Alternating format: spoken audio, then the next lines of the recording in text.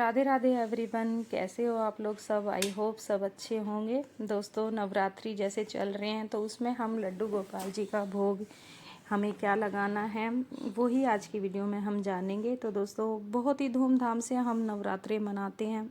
तो नवरात्रों के साथ में जैसे हम माता रानी की सेवा करते हैं उसी तरीके से हमने अपने बाल गोपाल लड्डू गोपाल जी की सेवा भी अवश्य करनी होती है।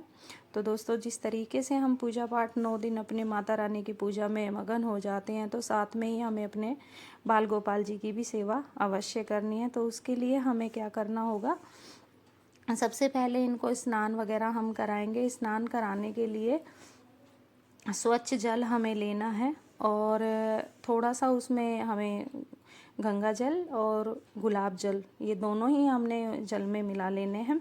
और उसके साथ साथ ही हमने अपने बाल गोपाल जी को सुंदर सी ड्रेसें पहनानी है। तो जिस तरीके से हम अपने माता रानी की 9 दिन तक पूरा विशेष अपना वस्त्र का ध्यान रखते हैं, माता रानी का रखते हैं, तो उस तरीके से ही हमें अपने बाल गोपाल जी का भी विशेष ध्यान रखना होता है। तो उनको अच्छी सी ड्रेसें पहनाएंगे, अच्छे से तैयार करेंगे और विशेष ध्यान रखते हुए अपने बाल गोपाल लड्डू गोपाल जी की सेवा करेंगे।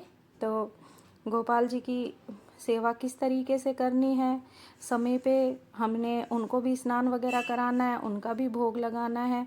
तो वही तैयारियां हमने टाइम से ही सारी करनी है।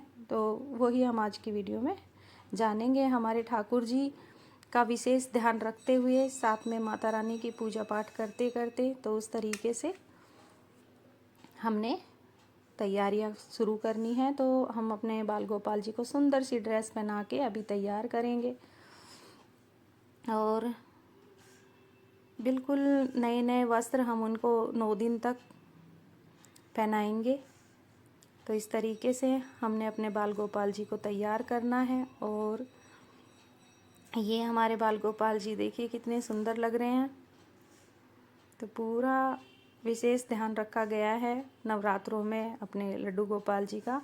और देखिए दोस्तों, किस तरीके से हमने भोग लगाना है वो भी मैं पूरा आपको बताऊंगी। तो जैसे हम अपने लिए प्रसाद बनाते हैं, व्रत वाला माता रानी के लिए प्रसाद बनाते हैं, तो उसी प्रसाद का हम अपने बाल गोपाल जी को भी भोग लगाएंगे। तो सुबह जिस तरीके से अगर हम फ्रूट का भोग लगा रहे हैं तो फ्रूट का, या फिर चिप्स वगैरह अगर हमने घर पे बनाई है, लड्डू होते हैं समा के चावल के, तो इस तरीके से जैसे हमने अपने माता रानी की पूजा करनी है उसी तरीके से हमने साथ साथ में अपने लड्डू गोपाल जी की भी, ठाकुर जी की भी सेवा करनी है। तो ये हमने ठाकुर जी को पूरा अच्छे से तैयार कर दिया है और हमारे ठाकुर जी बहुत ही सुंदर लग रहे हैं। तो इस तरीके से अब हम इनको तिलक करेंगे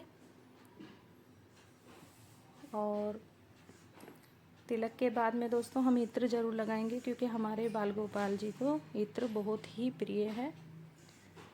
तो इस तरीके से हमने इत्र लगा देना है और पूरा अच्छे से तैयार कर देना है। अब इनकी धूप दीप की तैयारी करनी है हमने। तो आरती करेंगे और दिया प्रज्वलित करेंगे। सबसे पहले तो माता रानी की चौकी भी साथ में ही विराजमान करके उनकी भी पूजा करनी है और अपने बाल गोपाल जी की भी। तो इस तरीके से। और दोस्तों, हमने तुलसा जी का विशेष ध्यान रखना है, क्योंकि तुलसा जी के भोग से हमारे ठाकुर जी बहुत ही प्रिय, खुश हो जाते हैं जल्दी। तो उनको तुलसा जी का भोग हमने ज़रूर लगाना है। चाहे हम कोई भी प्रसाद चढ़ा रहे हैं उसमें तुलसा दल ज़रूर होना चाहिए। तो इस तरीके से जिस तरीके से हम अपने माता रानी का पंचमेवा से भोग लगाते हैं या फिर जो भी प्रसाद बनाते हैं, उसी तरीके से अपने लड्डू गोपाल जी को हम भोग लगा सकते हैं। इसमें कोई दिक्कत नहीं होती है। तो माता रानी का भोग अलग से और ठाकुर जी का अलग से, तो ये ज़रूरी नहीं है, एक साथ ही हम भोग माता रानी का बना के उसी को ही हम ठाकुर जी को भी भोग लगा सकते हैं। तो हमारा ये दिया प्रज्वलित हो गया। माता रानी को गुड़हल का फूल अगर हो तो बहुत ज़रूरी है, वो भी हमने समर्पित करना है। और अपने बाल गोपाल जी को जो भी अगर फूल है तो हम ठाकुर जी को भोग लगा सकते हैं। तो इस तरीके से तो जो भी दोस्तों हम प्रसाद बनाएंगे अपने बाल गोपाल जी को, ठाकुर जी को भोग लगाएंगे। तो ये हमारा भोग है आज का, हमारे ठाकुर जी का सुबह का नाश्ता है। फिर दोपहर में जो भी हम फ्रूट वगैरह खाएंगे तो वो हम खिलाएंगे और शाम के टाइम जो भी हम माता रानी जी के लिए प्रसाद बनाएंगे उसका भोग लगाएंगे। तो बस ये सरल विधि थी हमारे ठाकुर जी की भोग की। और आप ठाकुर जी का अन्न का भी भोग लगा सकते हो, कोई दिक्कत नहीं है। अगर आप जैसे बच्चों के लिए खाना बना रहे हो तो जो भी खाना बनाते हो आप बिना प्याज लहसुन का, वो आप अपने ठाकुर जी को भी भोग लगा सकते हो। इसमें ठाकुर जी के भोग के लिए अलग से ये नहीं कि आप साबूदाने का ही लगाओ, जो मर्जी आप ठाकुर जी को भोग लगा सकते हो, बस प्याज लहसुन नहीं होना चाहिए। तो इस तरीके से हमने अपने लड्डू गोपाल जी का भोग लगाया, आरती की। और अगर आरती आपको ना आती हो तो ओम नमो भगवते वासुदेवाय का जप करते रहना है। तो इस तरीके से हमने अपनी पूजा संपन्न की है। तो दोस्तों कैसी लगी आपको मेरी जानकारी, ज़रूर कमेंट्स करना, वीडियो को शेयर करना और चैनल को सब्सक्राइब करना। और दोस्तों कुछ भी जानकारी चाहिए तो प्लीज़ कमेंट करना। राधे राधे, जय माता दी।